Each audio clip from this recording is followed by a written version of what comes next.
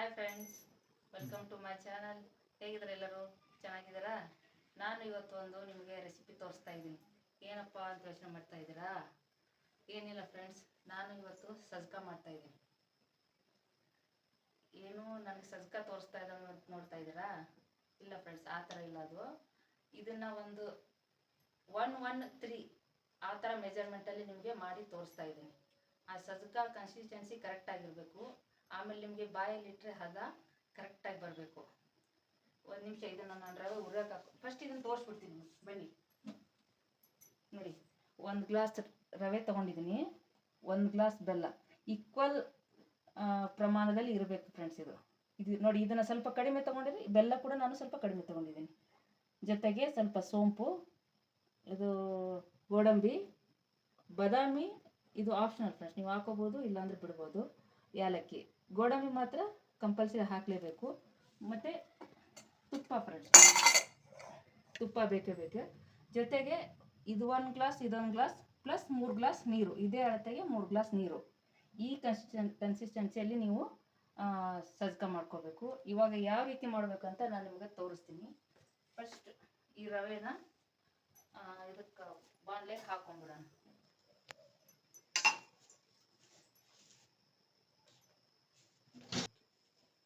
ನೋಡಿ ಫ್ರೆಂಡ್ಸ್, ಇವಾಗ ನಾನು ಈ ಕಪ್ಪಿಂದ 1 ಗ್ಲಾಸ್ ತೊಗೊಂಡು ರವೆನ ಈ ಪ್ಯಾನಿಗೆ ಹಾಕ್ಕೊಂಡಿದ್ದೀನಿ. ಇದನ್ನು ಮೀಡಿಯಮ್ ಫ್ಲೇಮಲ್ಲಿಟ್ಟು ಚೆನ್ನಾಗಿ ಹುರ್ಕೋಬೇಕು. ಫ್ಲೇಮ್ ಜಾಸ್ತಿ ಇಟ್ಟು ಬೇಗ ಹುರಿದು ತೆಗೆದುಬಿಟ್ರೆ ನಿಮಗೆ ಸಜ್ಕ ಚೆನ್ನಾಗಿ ಬರಲ್ಲ. ಈ ಥರ ಫ್ಲೇಮ್ ಲೋನಲ್ಲೇ ಇಟ್ಟು ನೀಟಾಗಿ ಟೈಮ್ ತೊಗೊಂಡು ಹುರಿಬೇಕು ಫ್ರೆಂಡ್ಸ್. ಇದನ್ನು ಅರ್ಜೆಂಟ್ ಮಾಡೋಕ್ಕೆ ಹೋಗಬಾರ್ದು. ಅದು ಹುರಿತಾ ಇರೋಣ. ಜೊತೆಗೆ ಈ ಕಡೆ ನಾನು ನೋಡಿ, ಈ 1 ಗ್ಲಾಸ್ ಬೆಲ್ಲ ಇದೆಯಲ್ಲ, ಇದನ್ನು ಇವಾಗ ನಾನು ಕರ್ಗೋಕಿಡ್ತೀನಿ. ಬನ್ನಿ ಫ್ರೆಂಡ್ಸ್, ನೋಡಿ, ಈ 1 ಗ್ಲಾಸ್ ಬೆಲ್ಲ ತೊಗೊಂಡಿದ್ದೀನಿ. ಇದೇ ಮೆಜರ್ಮೆಂಟಲ್ಲಿ ನಾನು 3 ಗ್ಲಾಸ್ ನೀರು ಹಾಕ್ಕೊಳ್ತೀನಿ.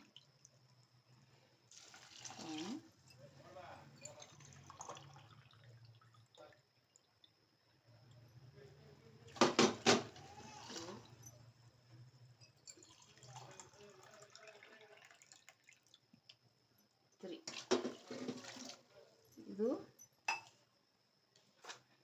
ಗ್ಯಾಸ್ ಫ್ಲೇಮ್ ಆನ್ ಮಾಡಿಕೊಂಡು ಇದನ್ನು ಕರಗೋಗಿ ಬಿಟ್ಬಿಡೋಣ ಬೆಲ್ಲನ. ಇವಾಗ ನೋಡಿ, ಜೊತೆಗೆ ರವೆನೂ ಹುರ್ಕೊಳ್ತಾ ಇರೋಣ. ನೋಡಿ ಫ್ರೆಂಡ್ಸ್, ಇವಾಗ ಎಲ್ಲರ ಮನೆಯಲ್ಲೂ ಸಜ್ಕ ಮಾಡ್ತಾನೆ ಇರ್ತಾರೆ. ಲಾಸ್ಟ್ ವೀಕ್ ಮಾಡಿರ್ತಾರೆ. ಲಾಸ್ಟ್ ವೀಕ್ ಚೆನ್ನಾಗಿ ಬಂದಿರುತ್ತೆ, ಈ ವೀಕ್ ನೋಡಿದರೆ ಚೆನ್ನಾಗಿ ಬಂದಿರಲ್ಲ.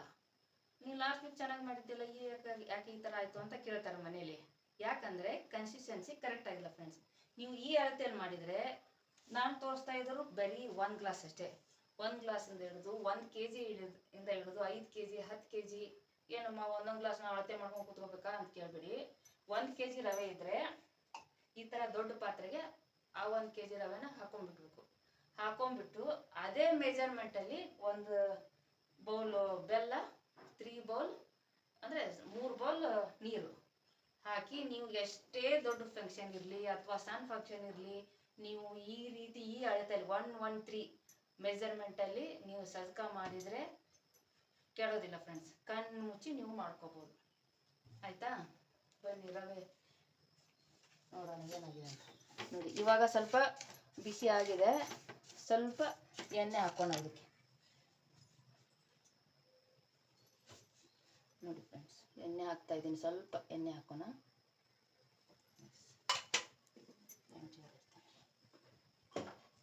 ಇದು ರವೆ ಜಾಸ್ತಿ ಕಪ್ಪಗೂ ಆಗಬಾರ್ದು, ಹಾಗಂತ ಹಸಿನೂ ಇರಬಾರ್ದು ಫ್ರೆಂಡ್ಸ್. ಈ ಹುರಿಯೋದ್ರಲ್ಲೇ ಅರ್ಧ ಸಜ್ಕ ಹೇಗೆ ಬರುತ್ತೆ ಅಂತ ನಿಮಗೆ ಗೊತ್ತಾಗ್ಬಿಡುತ್ತೆ. ನೋಡಿ, ಈ ಥರ ನೀಟಾಗಿ ಸ್ವಲ್ಪ ಆಯಿಲ್ ಹಾಕಿ ಹುರ್ಕೋಬೇಕು ಇದನ್ನು. ಆಯಿತಾ? ಈ ಥರ ಹುರ್ಕೋಬೇಕು. ನೋಡಿ ಫ್ರೆಂಡ್ಸ್, ನಾನು ಮೀಡಿಯಮಲ್ಲೇ ಇಟ್ಟಿದ್ದೀನಿ, ಫ್ಲೇಮ್ ಜಾಸ್ತಿ ಇಟ್ಟಿಲ್ಲ. ಈ ಥರ ಹುರ್ಕೊಳ್ಳಿ.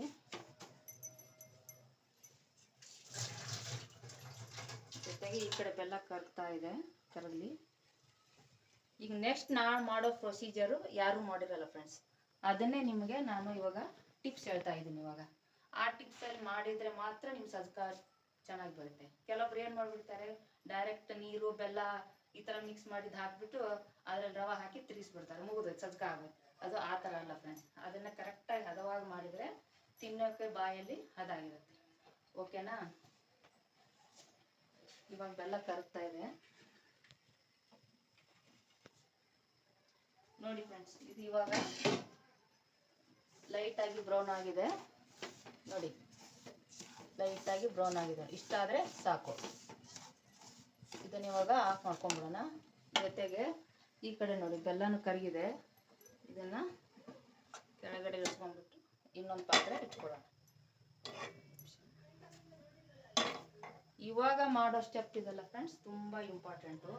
ಅಲ್ಲಿವರೆಗೂ ನಾನು ಆ ಪಾತ್ರೆ ಕಾಯೋವರೆಗೂ ಇದನ್ನು ನೋಡಿ, ಇದೇನಿದೆ ಸೋಂಪು ಏಲಕ್ಕಿ ಮಿಕ್ಸಿ ಹಾಕ್ಕೊಂಡ್ಬಿಡ್ತೀನಿ.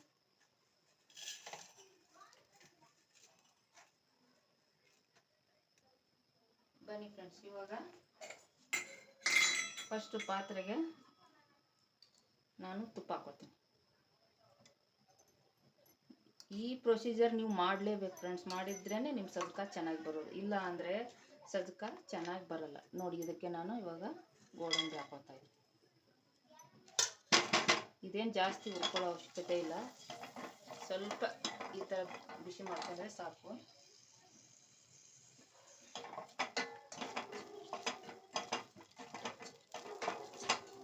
ನೋಡಿ, ಇಷ್ಟು ಲೈಟಾಗಿ ಬಿಸಿ ಆದರೆ ಸಾಕು. ಇವಾಗ ಈ ಕರಗಿಸಿರೋ ಬೆಲ್ಲನ ಸೋಸ್ಕೊಂಡ್ಬಿಡೋಣ.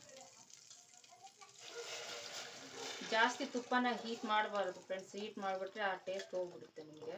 ಈ ಥರ ನೋಡಿ, ಆಯಿತಾ? ಇವಾಗ ಸ್ವಲ್ಪ ಲೈಟಾಗಿ ಬಾಯ್ಲ್ ಬರಲಿ.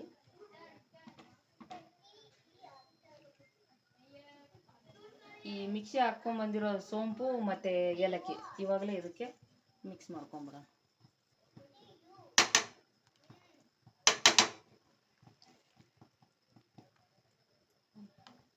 ಓಕೆ ಫ್ರೆಂಡ್ಸ್, ಇದು ಬಾಯ್ಲ್ ಆಗಲಿ. ಆಮೇಲೆ ನಾನು ಇನ್ನೊಂದು ಹೇಳೋದು ಮರ್ತುಬಿಟ್ಟೆ. ಈ ಸಜ್ಕ ಅಂದರೆ ಈ ನಾರ್ತ್ ಕರ್ನಾಟಕದಲ್ಲಿ, ಉತ್ತರ ಕರ್ನಾಟಕದಲ್ಲಿ ಸಜ್ಕ ಅಂತಾರೆ. ಅದೇ ದಕ್ಷಿಣ ಕರ್ನಾಟಕ ಬಂದರೆ ಮೈಸೂರು ಬೆಂಗಳೂರು ಅವ್ರಿಗೆಲ್ಲ ಸಜ್ಜಿಗೆ ಅಂತಾರೆ ಫ್ರೆಂಡ್ಸ್. ಅದು ಆದರೆ ಮಾಡೋದು ಎರಡು, ಬೆಲ್ಲ ಮತ್ತು ರವೆಯಿಂದನೇ ಮಾಡ್ತಾರೆ. ನಾನು ಇವಾಗ ನಾರ್ತ್ ಕರ್ನಾಟಕ ಸ್ಟೈಲೇ ಮಾಡೋದು, ಏನೇ ಮಾಡಿದ್ರು ಕೂಡ. ಬನ್ನಿ ನೋಡಿ, ಇವಾಗ ಈ ಥರ ಇದೆ. ಇನ್ನೇನಿದು 1 ನಿಮಿಷದಲ್ಲಿ ಬಾಯ್ಲ್ ಬಂದ್ಬಿಡುತ್ತೆ.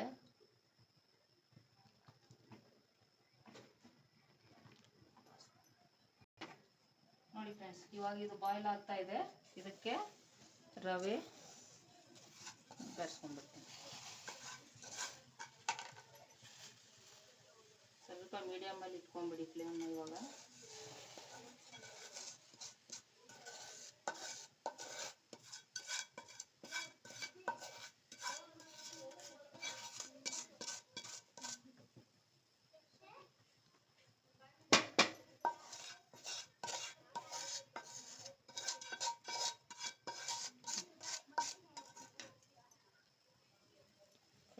ಇವಾಗ ಮೀಡಿಯಮ್ ಫ್ಲೇಮ್ನಲ್ಲೇ ಇದನ್ನು ಬಾಯ್ಲ್ ಮಾಡ್ಕೋಬೇಕು. ನಾನು ಆವಾಗಲೇ ಹೇಳಿದೆ ನಿಮಗೆ, ಈ ರೇಷಿಯೋನಲ್ಲಿ ಮಾಡಿದರೆ ಯಾರಾದರೂ ಕಣ್ಣು ಮುಚ್ಕೊಂಡು ಮಾಡಬೇಕು ಅಂತ. ಆದರೆ ಈ ಟೈಮಲ್ಲಿ ಫುಲ್ ಕಣ್ಣು ತೆರೆದಿರಬೇಕು ಫ್ರೆಂಡ್ಸ್. ಯಾಕೆ ಗೊತ್ತಾ? ಒಂದೊಂದು ನಿಮಿಷಕ್ಕೂ ಅರ್ಧ ನಿಮಿಷಕ್ಕೂ ನೀವು ಅದನ್ನು ಕೈ ಆಡಿಸ್ತಾ ಇರಬೇಕು. ಅರ್ಧ ನಿಮಿಷ ಲೇಟ್ ಆದರೂ ಕೂಡ ಅದು ಗಟ್ಟಿ ಬಂದುಬಿಡುತ್ತೆ ನಿಮಗೆ. ಅದಕ್ಕೆ ತುಂಬ ಇದನ್ನು ನೀಟಾಗಿ ನೋಡ್ಕೋಬೇಕು. ನೋಡಿ, ಈ ಥರ ಇವಾಗ ಬಾಯ್ಲ್ ಆಗ್ತಾ ಇದೆ. ನಾನು ಇನ್ನೂ ಸ್ವಲ್ಪ ಫ್ಲೇಮ್ ಕಮ್ಮಿ ಮಾಡ್ಕೊತೀನಿ. ಕಮ್ಮಿ ಮಾಡಿಕೊಂಡು 1 ರಿಂದ 1.5 ನಿಮಿಷ ಮಾತ್ರ ಅದನ್ನು ಮುಚ್ಚಿಡ್ತೀನಿ ಫ್ರೆಂಡ್ಸ್. ನೋಡಿ, ಇವಾಗ 1 ರಿಂದ 1.5 ನಿಮಿಷ ಮಾತ್ರ ಮುಚ್ಚಿ ಇಡ್ತೀನಿ. ಓಕೆನಾ? ನೋಡಿ ಫ್ರೆಂಡ್ಸ್, ಇವಾಗ 1 ರಿಂದ 1.5 ನಿಮಿಷ ಆದಮೇಲೆ ಈ ಥರ ಸ್ವಲ್ಪ ಕನ್ಸಿಸ್ಟೆನ್ಸಿ ಬಂದಿದೆ. ಇನ್ನೂ 1 ನಿಮಿಷ ನಾವು ಇದೇ ಥರ ಕ್ಲೋಸ್ ಮಾಡಿಟ್ರೆ ಅಲ್ಲಿಗೆ ನಿಮಗೆ ಸಜ್ಕ ರೆಡಿ ಆಗುತ್ತೆ. ನೋಡಿ, ಇವಾಗ ಒಂದು 2 ನಿಮಿಷ ಆಗಿದೆ. ಈ ಥರ ಕನ್ಸಿಸ್ಟೆನ್ಸಿ ಬಂದಿದೆ. ಈ ಥರ ಬಬಲ್ಸ್ ಬರಬೇಕು. ಬಬಲ್ಸ್ ಬಂದಮೇಲೆ ಸಿಮ್ನ ಫುಲ್ ಲೋ ಅಂದರೆ ಫ್ಲೇಮ್ನ ಫುಲ್ ಲೋ ಆಗಿ ಇಡಬೇಕು. ಇಲ್ಲಿ ನೋಡಿ ಈ ಥರ ಈ ಕನ್ಸಿಸ್ಟೆನ್ಸಿ ಬಂದ ಮೇಲೆ ನೀವು ಅಲ್ಲಿಗೆ ಆಗಿದೆ ಅಂತ ಅರ್ಥ. ಇವಾಗ 1 ನಿಮಿಷಕ್ಕಿಂತ ಜಾಸ್ತಿ ಇಡಬಾರ್ದು ಇದನ್ನು. ಇನ್ನೂ 1 ನಿಮಿಷ ಇಟ್ಟು ಆಫ್ ಮಾಡಿಬಿಟ್ರೆ ಅಲ್ಲಿಗೆ ನಮ್ಮ ಸಜ್ಜಕ ರೆಡಿ ಆಗುತ್ತೆ. ನೋಡಿ ಈ ಬಬಲ್ಸ್ ಬರ್ತಲ್ಲ, ಬಂದಮೇಲೆ 1 ನಿಮಿಷ ಅಷ್ಟೇ ಜಸ್ಟ್. ನೋಡಿ ಫ್ರೆಂಡ್ಸ್, ಪರ್ಫೆಕ್ಟಾಗಿ ಆಗಿದೆ. ಇವಾಗ ಈ ಕನ್ಸಿಸ್ಟೆನ್ಸಿ ಇರಬೇಕು ಫ್ರೆಂಡ್ಸ್. ಈ ಥರ ಇದು ಆರಿದ ಮೇಲೆ ನಿಮಗೆ ಇನ್ನೂ ಸ್ವಲ್ಪ ಗಟ್ಟಿ ಬಂದ್ಬಿಡುತ್ತೆ. ನೋಡಿ ಹಿಂಗೆ ಇರಬೇಕು ಈ ಥರ. ಈ ಸ್ಟೇಜಲ್ಲಿ ನೀವು ಫ್ಲೇಮ್ನ ಆಫ್ ಮಾಡಿ 1 ನಿಮಿಷ ಅದೇ ಥರ ಫ್ಲೇಮ್ ಆಫ್ ಮಾಡಿದ ಮೇಲೆ ಕೂಡ ನೀವು 1 ನಿಮಿಷ ಈ ಥರ ಕ್ಲೋಸ್ ಮಾಡಿ ಇಡಬೇಕು ಫ್ರೆಂಡ್ಸ್. ಇಮಿಡಿಯೇಟಾಗಿ ಸರ್ವ್ ಮಾಡಬಾರ್ದು. ಯಾಕಂದರೆ ಅದು ಏನಂತಾರೆ ಅಂತ ಏನೋ ಅಂತ ಸ್ವಲ್ಪ ಎಲ್ಲ ಅದು ಆ ಥರ ಮುಚ್ಚಿ ಇಡಬೇಕು ಫ್ರೆಂಡ್ಸ್ ಅಷ್ಟೇ. ಆಮೇಲೆ ಇದಕ್ಕೆ ನೀವು ಒಣ ಕೊಬ್ಬರಿ ಕೂಡ ಬೆರೆಸ್ಕೋಬೋದು. ಒಣ ಕೊಬ್ಬರಿ ಹಾಕಿ ತಿಂದರೆ ಇನ್ನೂ ಚೆನ್ನಾಗಿರುತ್ತೆ. ಕೆಲವೊಬ್ರು ಇದೇ ಥರ ಮಾಡಿ ಮಹಾರಾಷ್ಟ್ರ ಸ್ಟೈಲಲ್ಲಿ ಅದಕ್ಕೇನೋ ಅಂತಾರೆ ಫ್ರೆಂಡ್ಸ್, ನಂಗೆ ಗೊತ್ತಿಲ್ಲ. ಅದಕ್ಕೆಲ್ಲ ಡ್ರೈ ನಟ್ಸ್ ಜಾಸ್ತಿ ಹಾಕ್ತಾರೆ. ಆಮೇಲೆ ಸಾಂಜಾ ಅಂತ ಹೇಳ್ತಾರೆ. ಆ ಸಾಂಜಾ ಅಂತ ಹೇಳ್ಬಿಟ್ಟು ಡ್ರೈ ನಟ್ಸ್ ಜಾಸ್ತಿ ಇರುತ್ತೆ, ಕಡಲೆ ಬೀಜ ಇರುತ್ತೆ, ಕಡಲೆ ಪಪ್ಪು ಇರುತ್ತೆ, ಕೊಬ್ಬರಿ ಇವೆಲ್ಲ ಹಾಕಿಬಿಟ್ಟು ಸ್ವಲ್ಪ ಇನ್ನೂ ಡ್ರೈ ಆಗಿ ಮಾಡ್ತಾರೆ. ಅದಕ್ಕೆ ಬರೀ ತುಪ್ಪ ಬೆರೆಸ್ಕೊಂಡು ತಿಂದ್ಬಿಟ್ರೆ ಇನ್ನೂ ಸೂಪರ್ ಆಗಿರುತ್ತೆ ಫ್ರೆಂಡ್ಸ್. ಅದು ಒಂದು ರೀತಿ ಆದರೆ ಇದು ಒಂದು ರೀತಿ. ಇದರಲ್ಲಿ ನಾವು ತುಪ್ಪ ಹಾಲು ಮಾತ್ರ ಹಾಕೊಂಡು ತಿನ್ನೋಕ್ಕಾಗುತ್ತೆ. ತುಂಬ ಸಖತ್ತಾಗಿರುತ್ತೆ, ಹೆಲ್ದಿ ಆಗಿರುತ್ತೆ ಫ್ರೆಂಡ್ಸ್. ಇದು ಚಿಕ್ಕ ಮಕ್ಕಳಿಗಂತೂ ತುಂಬಾ ಹೆಲ್ದಿ ರೆಸಿಪಿ. ಟ್ರೈ ಮಾಡಿ. ಟ್ರೈ ಅಂದರೆ ಎಲ್ಲರೂ ಮಾಡಿರ್ತೀರ, ನಂದೇನು ಹೊಸದಲ್ಲ. ನಾನು ಮಾಡೋ ಮೆಥಡ್ನ 1:3 ರೇಷಿಯೋನಲ್ಲಿ ಮಾಡಿ ತೋರಿಸಿದ್ದೇನೆ. ಓಕೆನಾ? ನೋಡಿ ಫ್ರೆಂಡ್ಸ್, ನಮ್ಮ ಸಜ್ಜಕ ಯಾವ ರೀತಿಯಾಗಿದೆ. ಸೂಪರ್ ಅಂದರೆ ಸೂಪರ್ ಆಗಿದೆ. ಬಾಯಲ್ಲಿಟ್ಟರೆ ಹಂಗೆ ಕರಗೋಗ್ಬೇಕು. ಈ ಥರ ಹದ ಇರಬೇಕು. ಇವಾಗ ಬೌಲ್ಗೆ ಹಾಕೋಣ. ನೋಡಿ ಈ ಥರ ಗೋಡಂಬಿ ಅದೆಲ್ಲ ಕಾಣ್ತಾ ಇರಬೇಕು ಮೇಲೆ, ಅವಾಗಲೇ ತಿನ್ನೋಕ್ಕೆ ಮಜವಾಗಿರುತ್ತೆ. ನೋಡಿ ಈ ಥರ.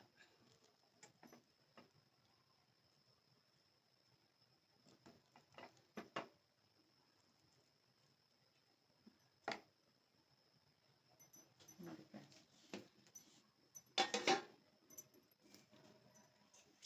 ಈ ಥರ ಬೌಲ್ಗೆ ಹಾಕ್ಬಿಟ್ಟು ಮೇಲ್ಗಡೆ, ಇದು ಆಪ್ಷನಲ್, ನೀವು ಬೇಕಾದರೆ ಇರಲಿಲ್ಲ, ಇದು ಆಪ್ಷನಲ್ ಫ್ರೆಂಡ್ಸ್. ನೀವು ಬಾದಾಮಿ ಬೇಕಾದರೆ ಹಾಕೋಬೋದು, ಬೇಡ ಅಂದರೆ ಬಿಡ್ಬೋದು, ನಿಮ್ಮ ಇಷ್ಟ. ಗೋಡಂಬಿ ಮಾತ್ರ ಮಸ್ಟ್ ಆ್ಯಂಡ್ ಶುಡ್ ಹಾಕಲೇಬೇಕು, ಆವಾಗಲೇ ನಿಮಗೆ ಟೇಸ್ಟ್ ಬರೋದು. ನೋಡಿ ಈ ಥರ ಹಾಕಿಬಿಟ್ಟು ಮೇಲ್ಗಡೆ ತುಪ್ಪ ಹಾಕಬೇಕು. ನೋಡಿ ಈ ಥರ. ನೋಡಿ ಫ್ರೆಂಡ್ಸ್, ಈ ಥರ ತುಪ್ಪ ಹಾಕಿ ನೀವು ತಿನ್ನೋ ಟೈಮಲ್ಲಿ ಹಾಲು ಬೆರೆಸ್ಕೊಂಡು ತಿನ್ನಬೇಕು. ನೋಡಿ 10 ನಿಮಿಷದಲ್ಲೇ ಸಖತ್ತಾಗಿರೋ ಸೂಪರ್ ಆಗಿರೋ ಟೇಸ್ಟಿಯಾಗಿರೋ ಸಜ್ಜಕ. ಬಾಯಲ್ಲಿ ನೀರು ಬರ್ತಾ ಇದೆಯಾ? ನೋಡಿ ಈ ಕನ್ಸಿಸ್ಟೆನ್ಸಿ ಇರಬೇಕು ಫ್ರೆಂಡ್ಸ್. ನೀವು ಎಲ್ಲೇ ಮಾಡಿ, ಯಾವುದೇ ಫಂಕ್ಷನಲ್ಲಿ ಮಾಡಿ, ಈ ಕನ್ಸಿಸ್ಟೆನ್ಸಿ ಮಾಡಿದರೆ ನಿಮ್ಮನ್ನು ಎಲ್ಲರೂ ವಾ ವಾ ವಾ ವಾ ಅಂತ ಹೊಗಳೋದಂತೂ ಗ್ಯಾರಂಟಿ.